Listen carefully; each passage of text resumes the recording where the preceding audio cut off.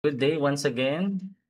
We will review the game of uh, Grandmaster Westleson against Grandmaster Pragnananda in the Grand Chess Tour Swing Cup playoff.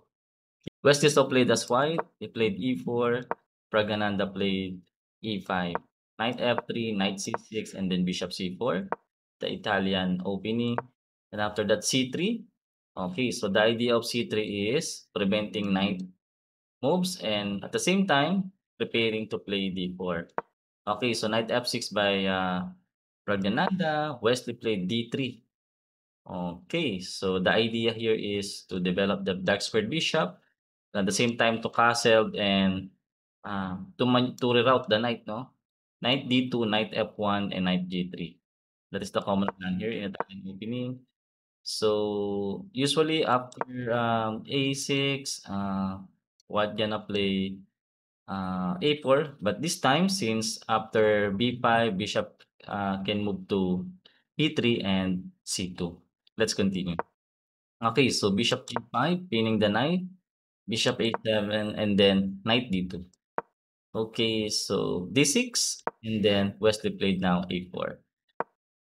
Okay, so this is the interesting part, no? It's a must-win situation for both sides. So after knight e7, Wesley captured the knight on f6.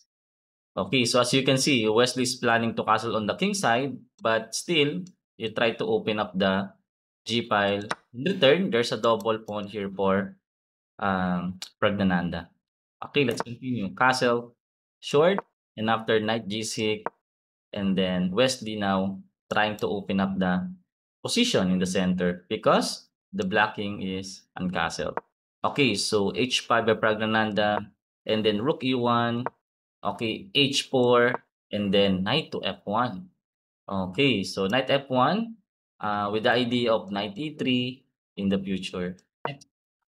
Okay, so bishop e6 by Pragnananda, and then Wesley capture the bishop. The idea is after bishop takes bishop on e6, f takes e6, there's a queen to b3.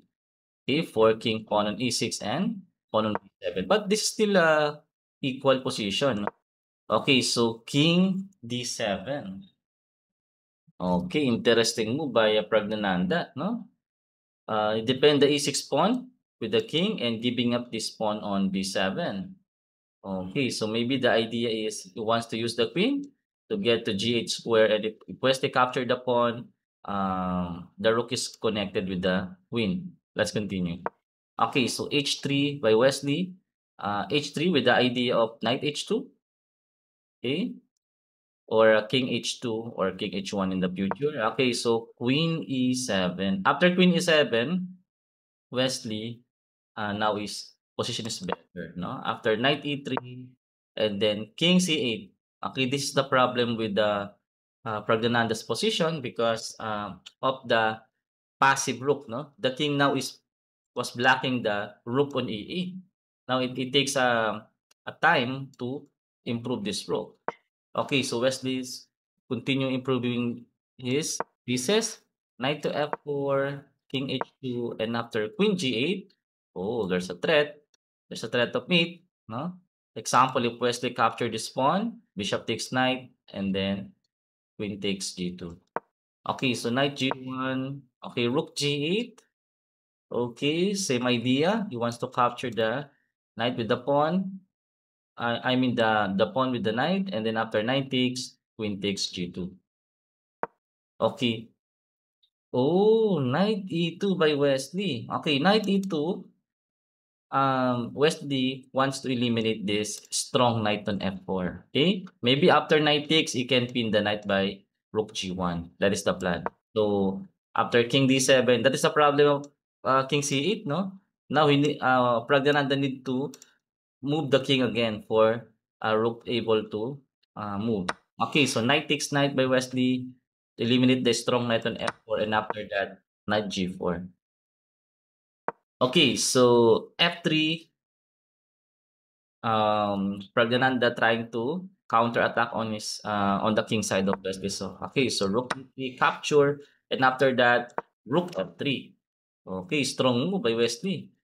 Okay, hitting the f6 pawn and planning for queen takes pawn. And after this move f5, Wesley found the good move after uh, e takes f5, knight to e5, check. Okay, so as you can see here, Pragnananda cannot capture the knight because it will lead to mate. No? Capture, discover, check, and files are open, no? For Wesley to take advantage of it. Okay, so king to d8, king move, blocking the pawn because there's a tricks here. You can promote, and then after rook takes, checkmate. No? Okay, king g1, and after bishop move to b6, and then a5, important move. Okay, so chasing the bishop away, bishop takes pawn, and after that, fork, knight to c6, forking king and bishop. Okay, nice work, no? Nice combination by Wesley. Okay, so knight takes bishop, and then after that, check, king move, check, check, and then rook to e3. This is winning. This is winning for Wesley. So after queen g5, Wesley played queen a6 check, king move, and then after rook e1, Pragnananda resigned. Okay, so the threat was queen c6 after king move, and then there's a rook to e8 planning mate. No, yeah. Or if king move here, there's a rook e7 followed by you cannot move the king here, no? So this is force. After this move, king here and then mate.